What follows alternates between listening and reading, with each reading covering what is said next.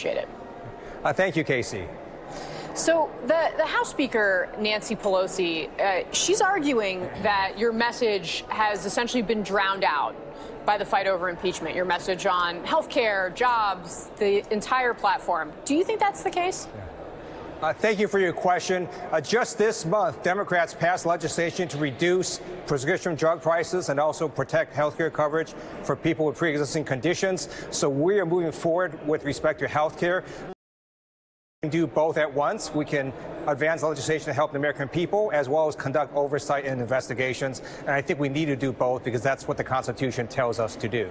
But do you think that the American people have heard about those accomplishments that you just ticked through, or do you think the focus has mostly been on impeachment and oversight?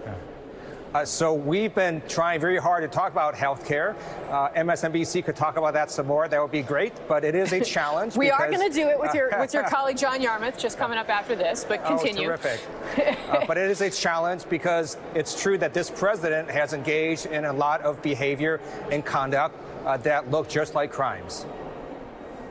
So, Congressman, you are one of those who was, participating in that meeting with the House Speaker last night that got contentious, arguing that it is time to move forward here.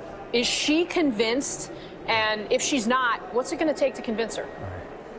So we have a large and diverse Democratic caucus. We all have different views. I've expressed my own personal view. Speaker Pelosi will take account those views, and then she will ultimately make a decision. Right now, though, we have to get information. And when Don McGahn doesn't show up, when Bill Barr doesn't show up, when we can't get any of these documents, then that is, in fact, a constitutional crisis. And I believe we have to use the full force of the Constitution to try to resolve that crisis. If you were to move forward with impeachment in the Judiciary Committee, would that potentially hamstring some of the other investigations that are going on in other committees in Congress, say, into the president's tax returns?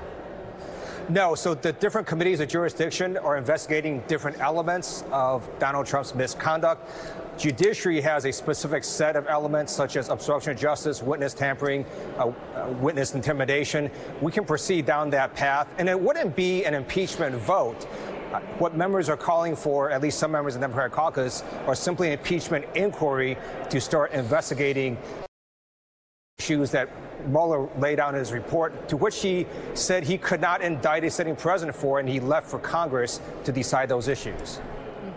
We caught up earlier today with Congresswoman Katie Hill. She's one of your colleagues. She's a freshman member from a swing district. Here's what she had to say about impeachment. Let's look at it, and then I'll talk to you about it on the other side.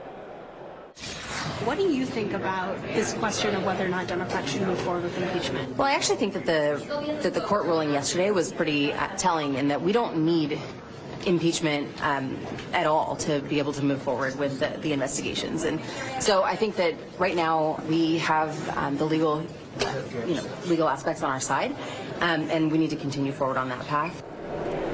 So the path that you've been on, sir, has been to kind of build the case very methodically to ultimately take it to the courts. Does launching an impeachment inquiry now potentially disrupt the chances that you do have of getting the judicial branch to weigh in your favor?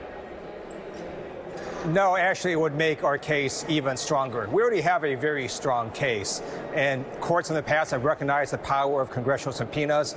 The Trump administration is doing something completely unprecedented.